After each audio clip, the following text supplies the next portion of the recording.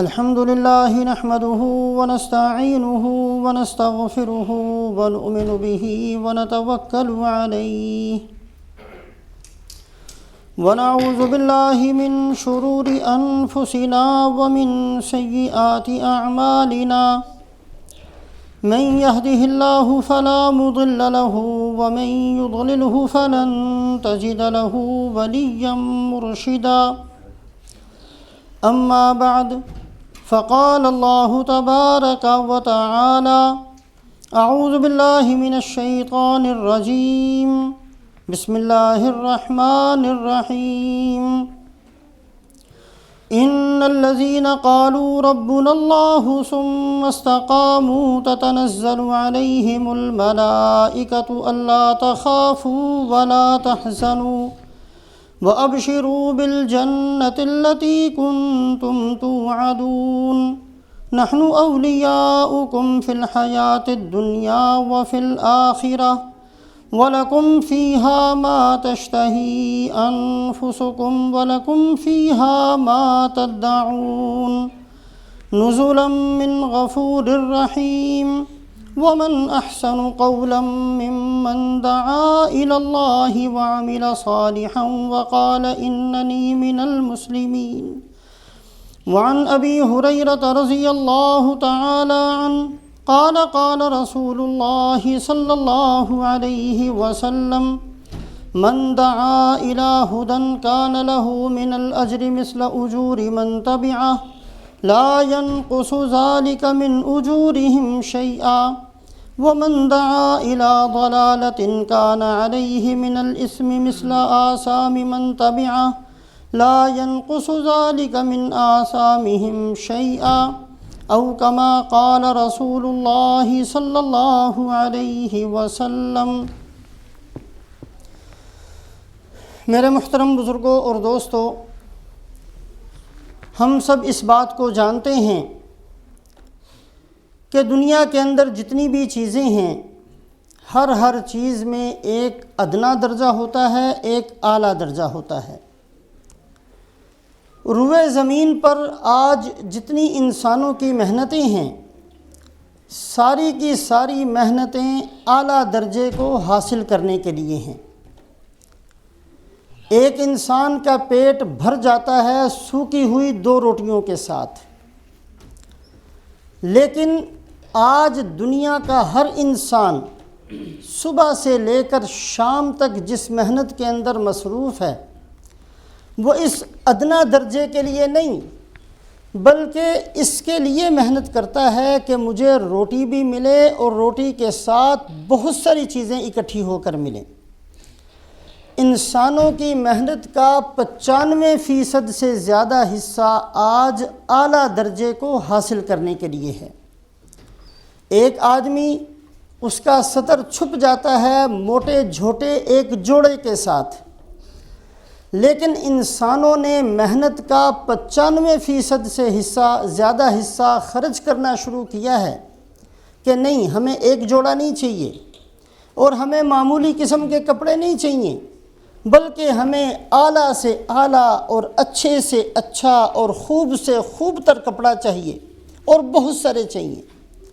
ایک انسان کی زندگی جھونپڑے میں گزر سکتی ہے، لیکن آج کے انسانوں کی محنت کا 95% سے زیادہ حصہ خرچ ہوتا ہے کہ جی نہیں، ہمیں ایک جھونپڑا نہیں چاہیے بلکہ ہم نے اعلیٰ سے اعلیٰ مکان لینا ہے اور بہتر سے بہتر رہائش اختیار کرنی ہے۔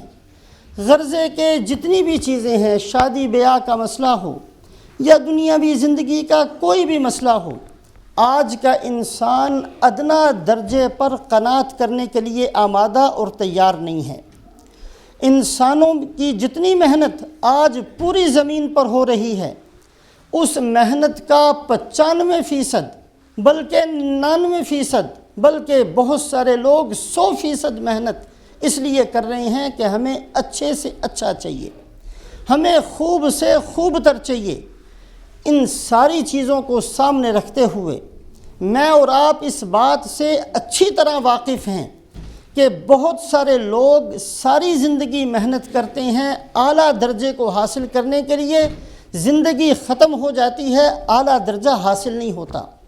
جو کچھ بنانا چاہتے ہیں نہیں بنتا، جو کچھ کمانا چاہتے ہیں نہیں ملتا، جہاں پہنچنا چاہتے ہیں موت پہلے آ جاتی ہے۔ انسان اعلیٰ درجے کو چاہتا ضرور ہے، لیکن اعلیٰ درجہ کتنوں کو ملا ہے اور کتنی محنتوں کے بعد ملا ہے، ان چیزوں کو سمجھنا آج کے دور میں کوئی مشکل نہیں۔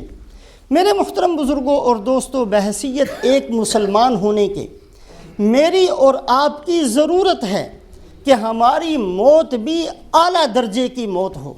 دنیا کے اندر مرتے سارے کے سارے ہیں، ایک جانور بھی سڑک پر مر جاتا ہے، ایک عام انسان بھی ہسپتالوں میں جان دے دیتا ہے، لیکن ایک مسلمان کی موت بہترین موت آئے، اس لیے کہ رسول پاک علیہ الصلاۃ والسلام نے ارشاد فرمایا تحشرون کما تموتون، تمہارا حشر اسی حالت میں ہوگا جس حالت کے اندر تمہاری موت آئے گی۔ ایک آدمی کی موت اگر اچھی موت آئی ہے، کلمہ پڑھتے ہوئے دنیا سے گیا ہے، خاتمہ ایمان پر اس کو نصیب ہوا ہے، جب وہ قیامت والے دن اپنی قبر سے اٹھے گا تو اسی حالت میں اٹھے گا جس حالت میں اس کی موت آئی تھی۔ میری اور آپ کی ضرورت بحیثیت مسلمان ہونے کی یہ ہے کہ ہم ساری زندگی اس بات کی کوشش کریں، ساری زندگی اس بات کی محنت کریں کہ جب ہماری موت آئے تو اچھی موت آئے۔ عام آدمی اس بات کو کہہ سکتا ہے کہ جی موت کسی کے اختیار میں تھوڑی ہے، موت کیسے آئے گی، ہمیں کیا پتہ کیسے آئے گی۔ اس بات کو سامنے رکھیں کہ موت آخرت کی منزل کی پہلی منزل ہے۔ جس بندے کی موت اچھی ہوئی اس کی ساری منزلیں اچھی ہوں گی۔ رسول پاک علیہ الصلاۃ والسلام نے اسی وجہ سے ارشاد فرمایا لقنوا موتاکم لا الہ الا اللہ، جب تم کسی ایسے بندے کے پاس بیٹھے ہو جس کی نزع کی حالت ہے، جس کا سانس نکلنے کے قریب ہے، اس وقت کوئی دنیا کی بات نہ کہنا، اس لیے کہ اس کی اچھی موت آ جائے، اس وقت لا الہ الا اللہ پڑھنا شروع کر دیا کرو۔ اذا حضرتم المریض او المیت، آپ صلی اللہ علیہ وسلم نے فرمایا جب تم ایسے مریض کے پاس پہنچو جس مریض کے آخری لمحات ہیں اور اس کی موت کا وقت قریب ہے، لا تقولوا الا خیرا فإن الملائکۃ یؤمنون علی ما تقولون، آپ نے فرمایا کوئی اچھی بات کے علاوہ زبان سے نہ نکالنا۔ ہو سکتا ہے ایسے وقت میں تم کوئی دنیا کی بات کرو اور تمہاری بات سن کر وہ بھی تمہارے ساتھ دنیا کی باتوں میں لگ جائے، مشغول ہو جائے اور اسی حالت کے اندر اس کی جان نکل جائے۔ ایسا نہ کرنا۔ ایسے وقت میں اگر کوئی بات کہو تو دین کی بات کہو، کوئی اچھی بات تمہاری زبان سے نکلے۔ فإن الملائکۃ یؤمنون علی ذلک، اس لیے کہ جو تم کہو گے ملائکہ بھی، فرشتے بھی اس پر آمین کہتے ہیں۔ میرے محترم بزرگوں اور دوستوں، ضرورت ہے میری بھی اور آپ کی بھی کہ ہماری موت اچھی آ جائے۔ قرآن و حدیث کی روشنی کے اندر جو صلحاء نے چند باتیں ارشاد فرمائی ہیں، اگر ایک انسان ان باتوں کا اہتمام شروع کر لے تو اللہ پاک کی ذات عالی سے امید ہے اور اللہ پاک کی رحمت پر بھروسہ اس بات کا ہے کہ اللہ ایسے بندے کو اچھی موت نصیب فرما دیں گے۔ ایک بات، ربنا لا تزغ قلوبنا بعد اذ ہدیتنا وہب لنا من لدنک رحمہ انک انت الوہاب۔ قرآن پاک کے اندر اللہ رب العزت نے بہت ساری دعائیں ارشاد فرمائیں، سرکاری مضمون بتایا لوگوں کو کہ ان الفاظ کے ساتھ دعا مانگا کرو۔ جو الفاظ اللہ خود ارشاد فرماتے ہیں اس میں اشارہ ہوتا ہے اس بات کی طرف، ان الفاظ سے دعا مانگو گے تو ہم تمہاری دعا کو قبول کریں گے۔ ربنا لا تزغ قلوبنا بعد اذ ہدیتنا وہب لنا من لدنک رحمہ انک انت الوہاب۔ مفسرین فرماتے ہیں جو بندہ اس آیت شریفہ کو بطور دعا کے کثرت سے مانگتا رہے، اس آیت شریفہ کا مطلب یہ ہے کہ اے اللہ جب آپ نے ہمیں ہدایت دے دی، جب ہمیں سیدھا راستہ دکھا دیا، جب اپنے فضل سے ہمیں ایمان نصیب فرما دیا، تو اے اللہ ہمارے دلوں کو ٹیڑھا نہ فرما دے۔ ہدایت کے مل جانے کے بعد ہمارے ایمان کو سلب نہ فرما لے اس نعمت کے دے دینے کے بعد، جب آپ نے احسان فرما کر یہ نعمت ہمیں بغیر کسی استحقاق کے دے دی ہے، تو اے اللہ اپنے فضل و احسان کے ساتھ اس نعمت کو ہمارے پاس باقی رکھ۔ ربنا لا تزغ قلوبنا بعد اذ ہدیتنا وہب لنا من لدنک رحمہ۔ حضرت علامہ آلوسی رحمۃ اللہ علیہ فرماتے ہیں وہب لنا من لدنک رحمہ، یہ جو ارشاد فرمایا، اور اے اللہ آپ اپنے پاس سے ہمارے ساتھ رحمت کا معاملہ فرما۔ اس رحمت سے مراد یہ ہے کہ اے اللہ ان اعمال صالحہ کی توفیق نصیب فرما جن اعمال صالحہ کے کرنے سے ایمان بچ جایا کرتا ہے۔ تو صلحاء اور مفسرین فرماتے ہیں ایسا آدمی جس کی نیت یہ ہو، جو چاہتا یہ ہو کہ جب میں دنیا سے جاؤں تو میری موت اچھی آ جائے، میرا ایمان پر خاتمہ ہو جائے، مجھے ایمان کا ذرہ مرتے ہوئے نصیب ہو جائے اور ایمان کو ساتھ لے کر میں دنیا سے چلا جاؤں، بہت ساری چیزوں میں سے ایک چیز یہ بھی ہے کہ وہ اس دعا کا کثرت سے اہتمام کرے، ربنا لا تزغ قلوبنا بعد اذ ہدیتنا وہب لنا من لدنک رحمہ، وہب لنا من لدنک رحمہ، اے اللہ بطور تحفہ کے ہمارے ساتھ رحمت کا معاملہ فرما۔ مفسرین فرماتے ہیں یہ اللہ سمجھانا چاہتے ہیں کہ جو ایمان تمہیں ملا ہے یہ کسی محنت کے بدلے میں نہیں ہے، جو جنت تمہیں ملنی ہے یہ کسی محنت کے بدلے میں نہیں ہے۔ اگر جنت کسی محنت کا بدلہ ہوتا تو تم نے 2 سال عبادت کی تھی تو 2 سال کے لیے جنت ملنی چاہیے تھی، اگر کسی نے 50 سال عبادت کی تو 50 سال کے لیے جنت ملنی چاہیے تھی۔ لیکن رسول پاک علیہ السلام فرماتے ہیں ایک آدمی کو جنت کے اندر جب داخل کیا جائے گا تو اللہ کی طرف سے اعلان کیا جائے گا اے جنت والو، جنت میں تم جا رہے ہو، اب تم نے ہمیشہ زندہ رہنا ہے، تمہارے اوپر موت نہیں آئے گی، تمہیں ہمیشہ کے لیے جوانی دی جائے گی، تمہارے اوپر بڑھاپا نہیں آئے گا، تمہیں ہمیشہ کے لیے نعمتیں دی جائیں گی، کوئی نعمت تم سے واپس نہیں لی جائے گی۔ اگر یہ جنت بدلہ ہوتا دنیا کی عبادت کا تو جنت اتنی ہی ملنی چاہیے تھی جتنی عبادت کی۔ یہ اللہ کا فضل ہے، اللہ کی عطا ہے۔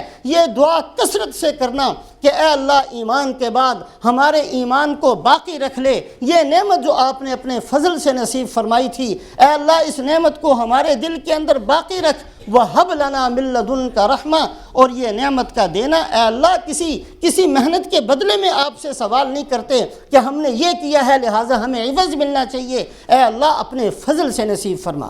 جیسا کہ شروع میں عرض کیا کہ ایک مسلمان کی ضرورت یہ ہے کہ اس کی موت اعلیٰ درجے کی موت ہو، اس کی موت اچھی موت ہو، قیامت والے دن وہ اپنی قبر سے اٹھے تو لوگ اس کے اوپر رشک کرتے ہوں، لا الہ الا اللہ اس کی زبان سے ہو اور بڑے اچھے طریقے سے وہ دنیا کو رخصت کر کے جائے۔ ایک آدمی جو یہ چاہتا ہے، بہت ساری چیزوں میں سے ایک چیز یہ بھی ہے کہ وہ بندہ اس دعا کا کثرت سے اہتمام کرے۔ دوسری چیز مفسرین فرماتے ہیں حدیث پاک کے اندر ارشاد فرمایا کہ جو آدمی مسواک کرتا ہے، بظاہر معمولی سی چیز ہے، ایک آدمی جو مسواک کرتا ہے تو فرمایا مسواک کرنے کے اندر 70 فائدے ہیں۔ حضرت علامہ شامی رحمۃ اللہ علیہ فرماتے ہیں وَمِن مَنَافِعِهِ تَذْكِيرُ الشَّهَادَةِ عِنْدَ الْمَوْتِ، اور اس کے منافع میں سے ایک نفع کی چیز یہ بھی ہے کہ ایک آدمی کو موت کے وقت کلمہ نصیب ہوتا ہے۔ ایک آدمی اگر نشہ کرتا ہے، افیون کھاتا ہے یا کسی بھی نشے کے اندر مبتلا رہتا ہے، اس کے بھی 70 نقصان ہیں، اور 70 نقصانوں میں سے ایک نقصان یہ بھی ہے کہ جب وہ دنیا سے مرتا ہے تو کلمہ اس کی زبان پر نہیں آتا، آخری وقت میں کلمہ نصیب نہیں ہوتا۔ اور مسواک کے کرنے کے 70 فائدے، اور ایک فائدہ یہ بھی ہے کہ موت کے وقت اللہ کلمہ نصیب فرما دیتے ہیں۔ بظاہر چھوٹی سی چیز ہے، لیکن ایک مسلمان جو اچھی موت کے ساتھ دنیا سے جانا چاہتا ہے اس کی ضرورت یہ ہے کہ ان چیزوں کو چھوٹا نہ سمجھے بلکہ ان چیزوں کا اہتمام کرے اور ساری زندگی ان چیزوں کو اختیار کرتا رہے۔ تیسری چیز جو مفسرین فرماتے ہیں، اللہ کے نیک بندے فرماتے ہیں، ایک آدمی جو اچھی موت چاہتا ہے، رسول پاک علیہ السلام نے ارشاد فرمایا، مؤذن نے اذان دی، اذان دینے والے نے اذان دی، فرمایا تم بھی وہی کلمات کہو جو اذان دینے والا کلمات کہتا ہے۔ مؤذن نے کہا اللہ اکبر اللہ اکبر اللہ اکبر اللہ اکبر، سننے والا بھی یہی کہے۔ مؤذن نے اشہد ان لا الہ الا اللہ کہا، سننے والا بھی یہ کہے۔ مؤذن نے اشہد ان محمد رسول اللہ کہا، سننے والا بھی یہ کہے۔ مؤذن نے حی علی الصلاۃ کہا، سننے والا لا حول ولا قوت الا باللہ العلی العظیم پڑھے۔ اسی طریقے سے اذان کے کلمات کا جواب دے اور اس کے بعد یہ دعا مانگے، اللہم رب هذه الدعوة التامة والصلاة القائمة آت محمدا الوسيلة والفضيلة والدرجة الرفيعة وابعثه مقاما محمودا الذي وعدته انك لا تخلف الميعاد۔ تو رسول پاک علیہ السلام نے فرمایا میری شفاعت اس کے لیے واجب ہو جائے گی۔ محدثین فرماتے ہیں آپ صلی اللہ علیہ وسلم کا یہ فرمانا کہ میری شفاعت اس کے لیے واجب ہو جائے گی، یہ نشانی ہے اس بات کی کہ یہ بندہ ایمان کے ساتھ ہی مرے گا۔ اس لیے کہ رسول پاک علیہ السلام قیامت والے دن 2 دفعہ شفاعتیں فرمائیں گے۔ ایک شفاعت و شفاعت کبریٰ ہوگی جو شفاعت مسلمانوں کے لیے بھی اور کافروں کے لیے بھی اور اس امت کے لیے بھی اور ساری امتوں کے لیے بھی سب کے لیے ہوگی کہ اے اللہ ان انسانوں کا حساب شروع فرما دے۔ اور اس کے بعد رسول پاک علیہ السلام کی جو دوسری شفاعت ہوگی وہ صرف اور صرف ایمان والوں کے لیے ہوگی، وہ صرف لا الہ الا اللہ پڑھنے والوں کے لیے ہوگی۔ دوسری شفاعت کا حصہ کسی کافر کو ذرے کے برابر بھی نہیں دیا جائے گا۔ رسول پاک علیہ السلام شفاعت فرمائیں گے تو گناہگار اور گناہگار سے بڑا گناہگار اور اتنا بڑا گناہگار کہ جس سے بڑا کوئی گناہگار نہ ہو لیکن ایمان اس کے دل کے اندر موجود ہو، آپ صلی اللہ علیہ وسلم اس کے لیے شفاعت فرمائیں گے۔ جس بندے کے لیے رسول پاک علیہ السلام شفاعت فرماتے ہیں یہ نشانی ہے اس بات کی کہ اس بندے کا ایمان پر خاتمہ ہوا ہے۔ اگر ایمان پر خاتمہ نہ ہوتا تو رسول پاک علیہ السلام کی شفاعت سے اس کو کوئی حصہ نہ ملتا۔ بہت سارے اعمال صالحہ ایسے ہیں جن کے بارے میں اللہ کے نبی نے فرمایا کہ میں ایسے بندے کی شفاعت کروں گا۔ ان سارے اعمال صالحہ کا اہتمام کرنا۔ مثال کے طور پر ایک دوسری جگہ فرمایا، آپ صلی اللہ علیہ وسلم فرماتے ہیں من زارنی بعد وفاتی کانما زارنی فی حیاتی ومن زارنی کنت لہ شافعا وشہیدا۔ جس آدمی نے میرے دنیا سے وصال کے بعد میری زیارت کی، میرے روضہ اقدس پر حاضر ہوا، وہ ایسا ہی ہے جیسے زندگی میں اس نے میری زیارت کی ہے، اور جو میری زیارت کرے گا قیامت والے دن میں اس کا شفیع بنوں گا، اس کی شفاعت کروں گا، اس کے ایماندار ہونے کی گواہی دوں گا۔ آپ صلی اللہ علیہ وسلم نے فرمایا اذا رأیتم الرجل یتعاہد المسجد فاشہدوا لہ بالایمان۔ جب تم کسی بندے کو دیکھا کرو کہ وہ مسجد میں آنے کا عادی ہے، جب دیکھو مسجد کے اندر ملتا ہے، بار بار مسجد کے اندر جاتا ہے، مسجد میں آنے جانے کی عادت اس کو پڑی ہوئی ہے، فاشہدوا لہ بالایمان، ایسے بندے کے لیے حکم دیتا ہوں کہ اس کے ایماندار ہونے کی تم بھی گواہی دینا، اور قیامت والے دن اللہ کے نبی بھی اس بندے کے ایماندار ہونے کی گواہی دیں گے کہ اے اللہ واقعی یہ ایمان کے ساتھ دنیا سے آیا ہے۔ یہ بظاہر چھوٹی سی چیزیں معلوم ہوتی ہیں لیکن ایک مسلمان کی ضرورت یہ ہے کہ اس کی موت آئے تو اچھی موت آئے۔ سب سے پہلے ربنا لا تزغ قلوبنا کا اہتمام کرنا، دوسرا اذان کے بعد کی دعا کا اہتمام کرنا، مسواک کا اہتمام کرنا، اور اس کے بعد تیسری چیز حضرت ملا علی قاری رحمۃ اللہ علیہ فرماتے ہیں جس بندے کو اللہ پاک ایمان کی حلاوت اور مٹھاس نصیب فرما دیں، یہ ایک ایمان کا ایسا درجہ ہوتا ہے جس بندے کو یہ درجہ مل جاتا ہے اس درجے کے ملنے کے بعد اللہ اس کے ایمان کو ضائع نہیں کرتے۔ بعض دفعہ ایمان بندے کے دل میں آ جاتا ہے لیکن پھر گناہوں کی نحوست سے نکل بھی جایا کرتا ہے، سلب بھی ہو جاتا ہے۔ لیکن اگر کوئی بندہ اپنے ایمان پر محنت کرتا چلا جائے یہاں تک کہ اللہ پاک اس کے ایمان کے اندر حلاوت نصیب فرما دیں، اب یہ ایسے درجے پر پہنچ جائے گا کہ اس کا ایمان سلب نہیں کیا جائے گا اور اس کا ایمان اس کے دل میں باقی رکھا جائے گا۔ جب یہ بندہ مرے گا تو ایمان کے ساتھ مرے گا۔ ایک بات تو حدیث قدسی کے اندر ارشاد فرمائی، حدیث قدسی کے اندر اللہ پاک فرماتے ہیں ایک آدمی اپنی نگاہوں کی حفاظت کر لے، سامنے ایک حرام منظر ہے، نامحرم ہے، لیکن یہ بندہ اللہ سے ڈرتے ہوئے آنکھوں کو جھکا لیتا ہے، قل للمؤمنین یغضوا من ابصارہم ویحفظوا فروجہم ذالک ازکی لہم ان اللہ خبیر بما یصنعون۔ اے محمد صلی اللہ علیہ وسلم ایمان والے مردوں سے فرما دیجئے نگاہوں کو جھکا کر رکھا کریں۔ وقل للمؤمنات یغضضن من ابصارہن، اے محمد صلی اللہ علیہ وسلم ایمان والی عورتوں سے بھی فرما دیجئے نگاہوں کو جھکا کر رکھیں۔ بدقسمتی سے آج جس معاشرے کے اندر ہم رہتے ہیں یہ باتیں دقیانوسی لگتی ہیں، لیکن ان قریب موت آئے گی تو پتہ چلے گا کہ یہ باتیں معمولی باتیں نہیں تھیں۔ آج بندہ کہہ دیتا ہے جی دل صاف ہونا چاہیے، خدا سے ڈرنا چاہیے۔ یہ بات کہتے ہوئے اللہ پاک اپنے نبی حضرت محمد صلی اللہ علیہ وسلم کی ازواج کو، جو اس امت کی مائیں ہیں، ہم اگر کسی اپنے بیٹے اور بیٹی کی شادی کرتے ہیں کتنا اس کے لیے اچھے سے اچھا رشتہ اس کے لیے تلاش کرتے ہیں۔ اللہ نے اپنے نبی کے لیے جن ازواج مطہرات کا انتخاب کیا، کتنی اونچی درجے کی وہ عورتیں ہوں گی، کتنے کامل ایمان والی ہوں گی، کتنی شرم و حیا والی ہوں گی۔ جب اللہ ان سے فرماتے ہیں وَقَرْنَ فِي بُيُوتِكُنَّ وَلَا تَبَرَّجْنَ تَبَرُّجَ الْجَاهِلِيَّةِ الْأُولَىٰ، اے ازواج مطہرات تمہیں حکم دیا جاتا ہے کہ اپنے گھروں کے اندر بند ہو کر رہو۔ کوئی بندہ یہ بےہودہ بات اپنی زبان سے نہ کہے کہ جی دل صاف ہونا چاہیے، آنکھیں ادھر ادھر جہاں جاتی ہیں چلی جائیں، یہ بے حیائی کی اور بے ایمانی کی بات ہے۔ اللہ رب العزت نے قرآن کے اندر، رسول پاک علیہ السلام نے احادیث کے اندر بڑے اہتمام سے اس کا حکم دیا۔ آپ حدیث قدسی کے اندر فرمایا، اللہ فرماتے ہیں جو بندہ اپنی نگاہوں کو جھکا لے گا صرف میرے ڈر کی وجہ سے، میں اس سے وعدہ کرتا ہوں اس کے دل کے اندر ایمان کی حلاوت نصیب کر دوں گا۔ جس بندے کو ایمان کی حلاوت ملے گی یہ وہ درجہ ہوگا، اس کا مطلب یہ ہے کہ اب اللہ اس کے ایمان کو سلب نہیں کریں گے، اس کا ایمان واپس نہیں لیا جائے گا، چھین نہیں لیا جائے گا۔ اور ایک بات ایک حدیث قدسی کے اندر ہے اور دوسری بات بخاری اور مسلم شریف کی روایت کے اندر ہے، فرمایا ثلاث من کن فیہ وجد بہن حلاوت الایمان، تین چیزیں ایسی ہیں جس بندے نے اپنے اندر ان کو اختیار کر لیا وہ دنیا کے اندر ایمان کی حلاوت کو محسوس کر لے گا۔ ایک چیز یہ کہ اللہ اور اللہ کا رسول اس بندے کے نزدیک ساری دنیا سے زیادہ محبوب ہو جائے، سب سے زیادہ محبت اللہ سے، اللہ کے رسول سے۔ دوسری چیز ان یحب لاخیہ ما یحب لنفسی، دوسرے مسلمان کے لیے وہی پسند کرے جو اپنے لیے پسند کرتا ہے۔ اور تیسری چیز یہ ہے کہ ایمان کے بعد کفر کو اختیار کرنا اس کو اتنا مشکل لگتا ہو گویا کہ مجھے آگ میں ڈال دیا جائے۔ ایک آدمی مسلمان ہے، اس سے کفر کی بات کیسے کہلوا دی جائے، اس سے کفر کا کام کیسے کروا دیا جائے؟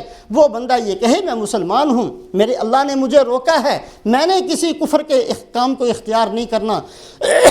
جو بندہ ان تین چیزوں کو اختیار کرے گا اللہ پاک اس کو ایمان کی حلاوت نصیب فرمائیں گے۔ شروع میں عرض کیا ہے ملا علی قاری رحمۃ اللہ علیہ فرماتے ہیں جس کو ایمان کی حلاوت ملتی ہے اس کا مطلب یہ ہے کہ اس کا خاتمہ ایمان پر ہوگا۔ چار چیزیں ہو گئی، آیت شریفہ کا اہتمام، مسواک کا اہتمام، اذان کے بعد کی دعا اور اس کے بعد حلاوت کو حاصل کرنے کے عمل۔ پانچویں چیز لئن شکرتم لازیدنکم وَلَئِن كَفَرْتُمْ إِنَّ عَذَابِي لَشَدِيدٌ۔ مفسرین فرماتے ہیں قرآن پاک کی آیت شریفہ کے اندر اللہ نے فرمایا اگر تم میری نعمت کا شکر ادا کرو گے میں وعدہ کرتا ہوں اس نعمت کو بڑھا دوں گا۔ ایک آدمی کو نعمت ملی ہے مال کی، وہ مال کا شکر ادا کرے گا اللہ کی طرف سے مال بڑھ جائے گا۔ شکر ادا کرنا کس کو کہتے ہیں؟ شکر یعنی یہ شکر ہے شکر ہے شکر ہے، اس کا نام شکر نہیں، شکر چار چیزوں کے مجموعے کا نام ہے۔ اگر کسی بندے کے اندر چار چیزیں ہیں تو وہ شکر کرنے والا ہے، اور اگر کسی بندے کے اندر چار چیزیں نہیں ہیں یا چار چیزوں میں سے کوئی ایک چیز ہے تو وہ ناقص قسم کا شکر ہے۔ سب سے پہلی چیز وہ اس نعمت کو اللہ کی طرف سے سمجھے، اپنا کمال نہ سمجھے۔ اگر کوئی بندہ نعمت کا شکر کرتا ہے پہلی چیز یہ ہے اس کو اللہ کی نعمت سمجھے، اپنا کمال نہ سمجھے۔ دوسری چیز جب اللہ پاک نے نعمت دی ہے تو اللہ پاک کا احسان مند رہے کہ اللہ میں اس کے قابل نہیں تھا، آپ نے میرے اوپر احسان کیا۔ تیسری چیز اس نعمت کو وہیں خرچ کرے جہاں اللہ نے خرچ کرنے کا حکم دیا ہے، اور چوتھی چیز اس نعمت کو وہاں خرچ کرنے سے روک دے جہاں اللہ نے خرچ کرنے سے روکا ہے۔ جو بندہ ان 4 چیزوں کا اہتمام کرتا ہے وہ شکر کرنے والا۔ جو آدمی جس نعمت کا شکر کرے گا، مال کا شکر ان 4 چیزوں سے کرے گا، اللہ کا وعدہ ہے اس کا مال بڑھے گا۔ جو زندگی کا شکر ان 4 چیزوں سے کرے گا، اللہ اس کی زندگی میں برکت نصیب فرمائیں گے۔ جو اولاد کا شکر ان 4 چیزوں کے ساتھ کرے گا، اولاد اس کی آنکھوں کی ٹھنڈک بنے گی۔ جو دنیا کی کسی نعمت کا شکر ان 4 چیزوں سے کرے گا، اس کی نعمت کے اندر اضافہ کرنا، یہ اللہ پاک اپنے بندوں سے وعدہ کرتے ہیں۔ بالکل اسی طریقے سے اللہ پاک نے ہمیں نعمت دین نصیب فرمائی، ایمان کی نعمت نصیب فرمائی۔ ایک آدمی جب اس ایمان کی نعمت پر اللہ کا شکر ادا کرے گا تو اللہ پاک اس نعمت کے اندر اضافہ فرمائیں گے، اور اضافہ یہ ہے کہ اللہ پاک اس نعمت کو دینے کے بعد واپس نہیں لیں گے، اس نعمت سے محروم نہیں کریں گے۔ اور یہ شکر کا کرنا اتنی اونچی نعمت ہے اور اتنا اونچا حکم ہے۔ ایک انسان جب جنت میں پہنچ جائے گا، جنت میں پہنچنے کے بعد نماز کا حکم نہیں ہے کہ نماز پڑھو، روزے کا حکم نہیں ہوگا کہ روزہ رکھو۔ جتنے اعمال دنیا کے اندر جن کا حکم دیا جاتا تھا سارے کے سارے منسوخ کر دیے جائیں گے۔ نماز کی چھٹی اور روزے کی چھٹی اور حج بھی جنت کے اندر نہیں ہوگا، اور صدقہ اور خیرات کی بھی چھٹی ہو جائے گی۔ ساری چیزیں جو دنیا کے اندر جن چیزوں کا حکم تھا سب کی سب ختم کر دی جائیں گی، لیکن اللہ کی نعمت کا شکر ادا کرنا یہ جنت کے اندر بھی باقی رہے گا۔ وَنَزَعْنَا مَا فِي صُدُورِهِم مِّن غِلٍّ تَجْرِي مِن تحتهم الانہار وقالوا الحمد للہ الذی ہدانا لہذا وما کننا لنہتدی لولا ان ہدانا اللہ۔ جنت والے آپس میں بیٹھیں گے تو اس وقت بھی یہ کہیں گے کہ اے اللہ تیرا شکر ہے، ہم اس قابل نہیں تھے، تو نے ہمیں مسلمان بنایا۔ اے اللہ تیرا شکر ہے، تو نے ہمیں ایمان کے ساتھ موت نصیب فرمائی۔ اے اللہ تیرا شکر ہے کہ تو نے اپنے فضل کے ساتھ ہمیں جنت نصیب فرمائی۔ تو جنت کے اندر پہنچنے کے بعد نہ نماز ہوگی، نہ روزہ ہوگا، نہ صدقہ خیرات اور نہ حج اور کوئی چیز ہوگی۔ شکر کا کرنا نعمتوں پر یہ جنت کے اندر بھی باقی رہے گا۔ تو اللہ پاک نے جو نعمت دی ہے ایمان کی، اس نعمت کا شکر ادا کرنا۔ اور اس کے بعد 6 درجے کے اندر یہ ہے، حضرت علامہ جلال الدین سیوطی رحمۃ اللہ علیہ فرماتے ہیں اگر کوئی بندہ یہ چاہتا ہے کہ اس کی موت اچھی حالت کے اندر آئے، عام طور پر بعض بندے بوڑھے ہو جاتے ہیں اور بڑھاپے کے اندر دماغ بھی کام کرنا چھوڑ دیتا ہے، بعض لوگ ہاتھوں کے اندر راشا پڑ جاتا ہے، بعض لوگ بیچارے اپنے اوسان خطا کر جاتے ہیں، پیشاب پخانے کی ان کو ہوش نہیں رہتی۔ اس قسم کی جتنی چیزیں ہیں حضرت علامہ جلال الدین سیوطی فرماتے ہیں ایک آدمی یہ چاہتا ہو کہ اس کی موت اچھی حالت کے اندر آئے، آخر تک اس کے اوسان بحال رہیں، اس کا دماغ کام کرتا رہے، اس کے اعضاء سلامتی کے ساتھ چلتے رہیں، اگر کوئی بندہ یہ چاہتا ہے تو قرآن پاک کی تلاوت کا کثرت سے اہتمام کرے۔ جو آدمی کثرت سے قرآن پاک کو پڑھے گا انشاءاللہ وہ عمر کے کسی بھی حصے میں پہنچ جائے، 100 سال سے زائد اس کی عمر ہو جائے، لیکن اس کی موت تک اللہ پاک اس کے دماغ کو بھی ٹھیک رکھیں گے، اللہ پاک اس کے اوسان کو بھی ٹھیک رکھیں گے، اللہ پاک اس کے اعضاء کے اندر سلامتی بھی نصیب فرمائیں گے۔ بالکل ماضی قریب کے اندر ہمارے ایک بزرگ تھے، 100 سے زائد عمر کے اندر ان کا انتقال ہوا، مولانا سعید احمد خان صاحب، اور ان کی عادت ہمیشہ سے جو ان کے ساتھ رہنے والے وہ یہ کہتے ہیں کہ جتنا عشق تھا حضرت مولانا کو تلاوت کے ساتھ، ہر وقت قرآن پاک ان کے ہاتھ میں، جب کوئی کام کیا فارغ ہوئے فوراً قرآن پاک کی تلاوت کو شروع کر دیا۔ اللہ پاک نے 100 سال کی اس سے زائد عمر دی، اور اس عمر کے اندر بھی سارے اوسان بالکل ٹھیک ٹھاک تھے، گھنٹوں لوگوں کے سامنے بیان کیا کرتے، اور آخر کے اندر ایسی عمر کے اندر بھی انتقال ہوا تو انتقال سے چند روز پہلے روزانہ 1 قرآن پاک پڑھا کرتے۔ تو جو آدمی قرآن پاک کی تلاوت کا کثرت سے اہتمام کرے گا اس کی موت اچھی حالت کے اندر آئے گی۔ جیسا کہ میں نے شروع میں عرض کیا ہے، میری آپ کی ضرورت یہ ہے دنیا کے اندر اعلیٰ سے اعلیٰ درجے کو حاصل کرنے کے لیے سر سے لے کر پاؤں تک کا ہم زور لگا دیتے ہیں، ہماری ایمان کی حالت میں ضرورت یہ ہے کہ ہماری موت اچھی آئے۔ 7ویں درجے کے اندر ایک آدمی اگر یہ چاہتا ہے کہ اس کی موت اچھی حالت کے اندر آئے تو اس کو چاہیے کہ نیک لوگوں کے ساتھ رہے۔ آج کے دور کے اندر ایک بیماری پیدا ہو جاتی ہے الگ تھلگ رہنا، کہ جی کیا کریں، لوگ کسی کام کے نہیں ہیں، جب بیٹھو ادھر ادھر کی ہانکتے اور بکتے رہتے ہیں، ادھر ادھر کی مارتے رہتے ہیں۔ اپنے آپ کو ریزرو رکھنا اور اپنے آپ کو لوگوں سے دور رکھنا اور اپنے آپ کو کنارے کے اندر رکھنا اور قرآن اور حدیث کو بھی اپنی عقل سے سمجھتے رہنا، یہ ایک مرض پیدا ہوتا ہے، اور اس مرض کی وجہ سے اللہ نے قرآن پاک کے اندر فرمایا وَمَن يَتَّبِعْ غَيْرَ سَبِيلِ الْمُؤْمِنِينَ نُوَلِّهِ مَا تَوَلَّى وَنُصْلِهِ جَهَنَّمَ وَسَاءَتْ مَصِيرًا۔ جو آدمی ایمان والوں کو چھوڑ کر الگ ایک راستہ اختیار کرے گا، ہمیں بھی اس کی کوئی پرواہ نہیں ہے، وہ جدھر بھٹکتا ہے بھٹکتا چلا جائے۔ اس میں کوئی شک نہیں کہ آج مسلمانوں کے اندر بے شمار عیوب موجود ہیں۔ کون ہے ہم میں سے جو یہ کہہ سکے جی میں عیب سے خالی ہوں؟ ایک خوبی نظر آئے گی تو 1000 عیوب نظر آئیں گے، لیکن ہم کہاں سے لے کر آئیں جنید بغدادی کو؟ آج کے دور میں شبلی کو کہاں سے لے کر آئیں؟ ذوالنون مصری کو کہاں سے لے کر آئیں؟ جب یہ بات مسلم ہے اور ہر آدمی اس کو تسلیم کرتا ہے کہ ضعف اور کمزوری ہر چیز کے اندر آج ہے۔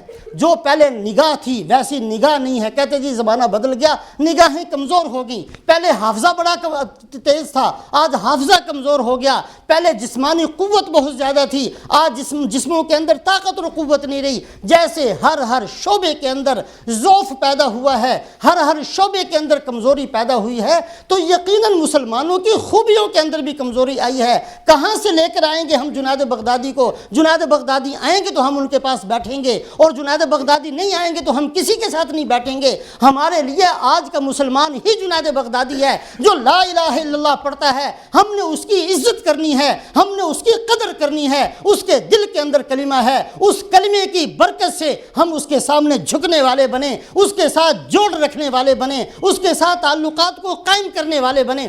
حضرت سلطان ابراہیم ابن ادہم رحمۃ اللہ علیہ بہت بڑے اللہ کے بزرگ ہیں، قصہ مشہور ہے ان کا۔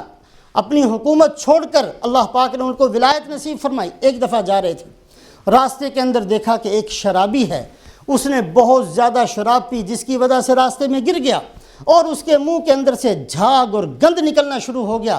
ایسی حالت میں پڑا ہوا ہے، لوگ ادھر ادھر سے گزر رہے ہیں، کوئی اس کی طرف توجہ نہیں کر رہا۔ حضرت ابراہیم ابن ادہم رحمۃ اللہ علیہ وہاں کھڑے ہو گئے اور کھڑے ہو کر اس کو اٹھایا، اپنی گود میں لٹایا، پانی لا کر اس کے منہ کو دھویا اور اس کو صاف کیا۔ جب اس بندے کو ہوش آیا، اس نے دیکھا کہ میں ایک شرابی اور اتنا گیا گزرا آدمی اور اتنا بڑا زمانے کا ولی، وہ میرے ساتھ یہ معاملہ کرتا ہے۔ اس کی آنکھوں سے آنسو آ گئے۔ کہا کہ حضرت آپ نے میرے ساتھ یہ کیا کیا؟ مجھے تو ایک عام آدمی بھی حقارت سے تھوک دیتا ہے میرے چہرے پر اور نگاہ کو ہٹا کر گزر جایا کرتا ہے، آپ نے میرے ساتھ یہ معاملہ کیا؟ کہا کہ میں نے صرف اس لیے کیا کہ تم میرے اللہ کا بندہ ہے۔ جب میرے اللہ کا بندہ ہے، جو محبوب ہوتا ہے، محبوب کی چیزیں بھی محبوب ہوتی ہیں۔ اللہ پاک میرے محبوب ہیں، میرے اللہ نے تجھے پیدا کیا ہے، میرے اللہ نے تیرے دل کے اندر کلمہ رکھا ہے، تو جو کچھ بھی ہے، لیکن اللہ کی وجہ سے میں تیرے ساتھ محبت کا معاملہ کرتا ہوں۔ جب اس کے ساتھ یہ معاملہ کیا، اللہ پاک نے اس شرابی کو بھی ولایت کا بہت اونچا درجہ نصیب فرما دیا۔ عام طور پر اصول یہ ہے کہ ولایت بغیر محنت کے نہیں ملتی۔ حضرت ابراہیم ابن ادہم رحمۃ اللہ علیہ نے اللہ پاک سے سوال کیا کہ اے اللہ، اس بندے کو بغیر محنت کے آپ نے اتنا اونچا درجہ دے دیا۔ اللہ پاک نے فرمایا انت غسلت وجہہ لاجلی وانا غسلت قلبہ لاجلک۔ اے ابراہیم، جب تو نے میری لاج رکھ کر میرے اس بندے کا منہ دھو دیا تو میں نے تیری لاج رکھ کر اس کا دل دھو دیا۔ اس بات کو سامنے رکھ کر کہ میرے بندے نے اگر یہ کیا تو میں بھی اس کو نوازتا ہوں۔ جب تو نے میرا خیال کر کے میرے بندے کے ساتھ یہ معاملہ کیا تو تیرا خیال کر کے میں نے اس کو ولایت نصیب فرما دی۔ میرے محترم بزرگوں اور دوستوں، آج مسلمانوں سے الگ رہنے کا دور نہیں ہے، اکٹھے رہنے کا اور ایک دوسرے کی غلطیوں کو برداشت کرنے کا دور ہے، ایک دوسرے کی غلطیوں کو معاف کرنے کا دور ہے۔ اپنے دل گردے کو بڑا رکھنا چاہیے۔ اگر کسی مسلمان سے غلطی ہے تو ہم کون سا پاک صاف ہے؟ اس کے اندر ایک ہے، ہمارے اندر پتہ نہیں کتنی ہیں۔ اس کی ایک نظر آتی ہے جو ہمارے سامنے ہے، لیکن اپنی ساری زندگی کے گناہ تو میرے اپنے سامنے ہیں۔ ایک مسلمان کے لیے دل میں جگہ رکھنا ضرورت ہے اس بات کی، بلکہ صلحاء یہ فرماتے ہیں کہ عام مسلمانوں کے ساتھ ایسا معاملہ کرنا جیسے ایک آدمی اپنے داماد کے ساتھ یا اپنے بہنوئی کے ساتھ معاملہ کرتا ہے۔ داماد کے ساتھ کیا؟